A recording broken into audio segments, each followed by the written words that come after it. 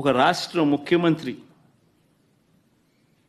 5 సంవత్సరాలు బ్రహ్మోత్సవాలలో తిరుమల తిరుపతి దేవస్థానానికి వస్త్రాలు సమర్పించిన నేను, ఇన్నిసార్లు తిరుమల తిరుపతి దేవస్థానానికి వెళ్ళిన నేను, ఈరోజు తిరుమల తిరుపతి దేవస్థానానికి నేను రాకూడదట, పోకూడదట. కారణం ఏమిటంటే నా మతమట. నేను అడుగుతా ఉన్నా, నా మతం ఏమిటి, నా మతం ఏమిటి అని అడుగుతా ఉన్నారు. అడుగుతా ఉన్నా నా మతం ఏమిటని. అవును, 4 గోడల మధ్య నేను బైబిల్ చదువుతాను. తప్పేముంది? బయటికి పోతే హిందూ సాంప్రదాయాలను నేను అనుసరిస్తాను, గౌరవిస్తాను.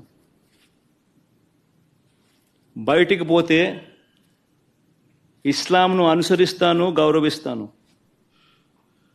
బయటికి పోతే సిక్కిజంను అనుసరిస్తాను, సిక్కిజంను నేను గౌరవిస్తాను.